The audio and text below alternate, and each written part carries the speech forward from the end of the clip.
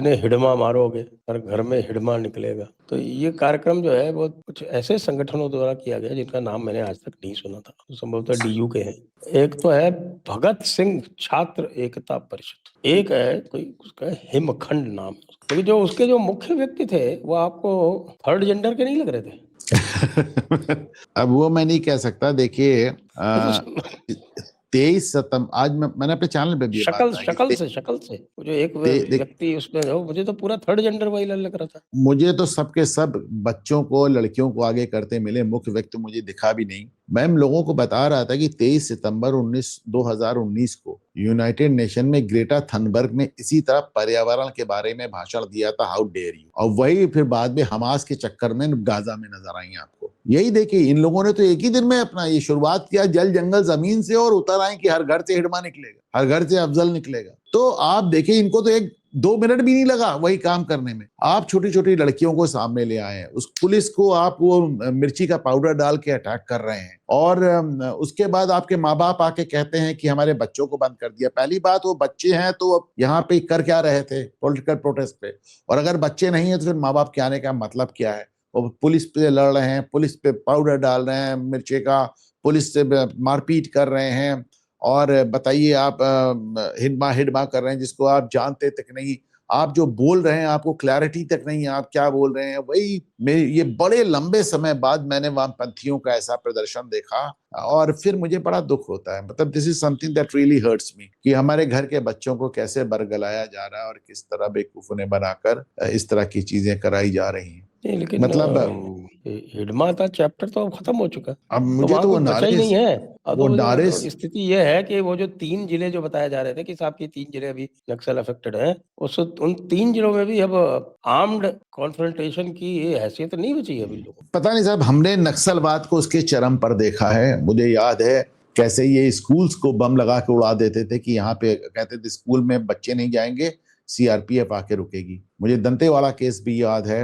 मुझे वो सारी घटनाएं, मैंने इस इलाके के दौरे भी किए कई जगह का, मैंने देखा है कि कैसे ये ग्रामीणों के हाथ काट देते हैं, जबान काट देते हैं, गला काट देते हैं, केवल मुखबिरी का शक होने मात्र पर। और मैं खुद भी मानता हूं कि डेवलपमेंट सस्टेनेबल होना चाहिए, और हमारा जितना भी डेवलपमेंट है वो प्रकृति के साथ तालमेल करके ही होना चाहिए।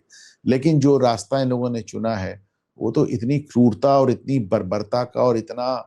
अच्छा, एक चीज और जान लीजिए कि इनमें से एक भी आदमी नक्सली नहीं बनता अगर इनके हैंडलर्स दिल्ली में शराब पीकर पार्टी कर इनको प्रोत्साहित नहीं कर रहे होते। तो सीपीएम ने तो कई मुख्यमंत्रियों को चिट्ठी लिखी है। अरे भाई, अभी जब अमित शाह ने सफाई कर रहे थे नक्सलवाद की, तो मुझे याद है सीपीआईएम ने तो बाकायदा अपने हैंडल पर एक पूरा अपील पोस्ट की थी और कहा था माओवादियों से लड़िए मत, इनके समझौता कीजिए, उनकी मांग मानिए। इनको तो इस चिट्ठी पे जेल भेज देना चाहिए। मतलब इस तरह की बकवास बात। मैं देखिए बता रहा था कि बताइए, ये हिडमा का जो ग्रुप था उसका नाम था people's liberation guerrilla army. Guerrilla army, कि क्या हो रहा है हमारे देश में। और इनको आप छोटे छोटे बच्चों मजे को की बात लगा दिया। देखें कि वो जो आपका पूरा का पूरा जो कांग्रेस नेतृत्व खत्म किया था इसी व्यक्ति ने, जो आपके वो, हाँ, वो शुक्ला जी, विद्याचरण शुक्ला।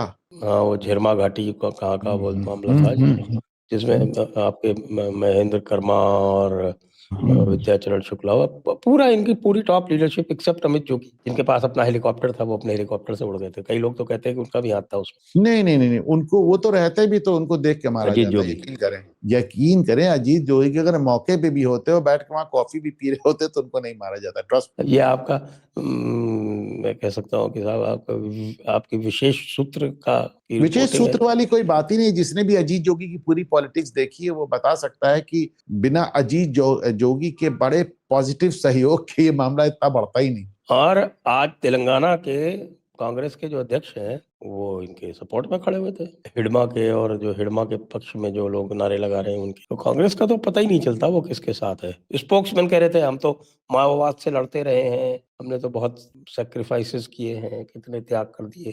तो ये पहले दोनों लोग confusion आपस में तय कर ले, अध्यक्ष जी और प्रवक्ता महोदय आपस में तय कर ले क्या बताया जाए, या फिर पवन खेड़ा बताएं, सुना है जिनका अकाउंट आजकल अमेरिका से चल रहा है। ये क्या चक्कर है साहब? अकाउंट वाला तो मेरे पास बहुत इंटरेस्टिंग इंफॉर्मेशन भी बताता हूँ। पहले एक चीज मैं इसमें कमेंट कर दूं, ये हिडमा वाले में, तो मैंने जो है वो वीडियो बनाया था, उसमें ये मैंने भी इसमें बोला है कि एक चीज़ मैंने नोटिस की है और मैं बहुत दिनों के बाद नोटिस की है कि ऐसी जो कोई भी सिचुएशन होती है, उसमें ये पता चलता है कि जब बिल्कुल विजय के कगार पे होती है हमारी इंडियन स्टेट, वहाँ सॉफ्ट हो जाती है जाके। ये पहला मैं ऐसा मौका देख रहा हूँ, जिसमें अमित शाह पूरी तरह से रूथलेस है, निर्मम है।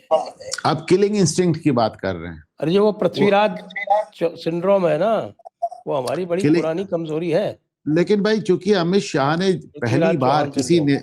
किसी नेता ने एक डेट दे दी है भाई, 31 मार्च 2026। अगर 31 मार्च 2026 के बाद कोई नक्सली हमला हो जाता है तो अमित शाह जी को बड़ी शर्मिंदगी होगी, तो उसलिए वो कोई अजी कसर छोड़ना शर्मिंदगी नहीं तो आप चाहते, देखिए, इसका कोई कॉन्ट्रास्ट कसर देख छोड़ना लीजिए नहीं। आप, इनकी इनकी कश्मीर पॉलिसी देख लीजिए, एक कदम आगे दो कदम पीछे, 370 के बाद भी वही चल रहा है। लेकिन यहाँ जो देखा है मैंने, या तो ये लगता है कि यहाँ पे मोदी जी का हस्तक्षेप नहीं है, फ्री हैंड है इनको। बस यही बात है, मैं एक्चुअली यही बात कहना चाह रहा था कि मोदी जी में अभी बहुत लचीलापन है, अमित शाह में वो नजर नहीं आता। अमित शाह में वो कहीं नजर नहीं आता। आप तो एक फॉर्मर ब्यूरोक्रेट है, आप गृह मंत्रालय के अधिकारियों से बात कीजिए, अब मैं इससे ज्यादा क्या बोलूं। उनसे आप जितनी बार मैंने बात की, आप उनसे बात सुने उनकी, तो अमित शाह से जितने ब्यूरोक्रेट्स मतलब उनसे इंटरेक्ट करते हैं, आप उनसे बात, तो अमित शाह में वो लचीलापन नजर नहीं एक आता। एक मीटिंग में मैं था उनके साथ में, जब मैं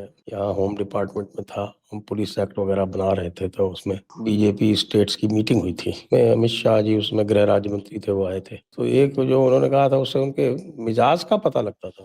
वो बाकी सब ठीक है भैया, और अल्टीमेटली तो जो SHO है, उसका सोटा ही जो है वो सही इलाज करता नहीं, वहां से भी अमित शाह जी बहुत आगे आ गए। अब वो मीटिंग में इस तरह की बात भी नहीं कहेंगे, लेकिन उनमें लचीलापन बहुत कम है। जहां जहां भी जो मामला आपको अमित शाह के हवाले नजर आया है, आपने देखा है कि, और शायद यही बात इस जोड़ी को इतना सफल बनाती है, एक आदमी बहुत लचीला, एक बिल्कुल नहीं। और तीसरे को अकोमोडेट नहीं करते। हाँ, तीसरे को अकोमोडेट तो नहीं करते।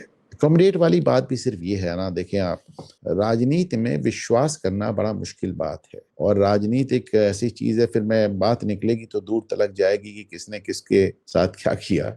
लेकिन अमित शाह अपने आदमी बना रहे हैं, और कहीं ना कहीं इन्हीं सब वजहों से अभी तक भाजपा अपना अध्यक्ष नहीं अपॉइंट कर पाई। हाँ, ये भी एक बड़ी भारी एक मिस्ट्री है, बड़ा रहस्य चल रहा है अभी तक।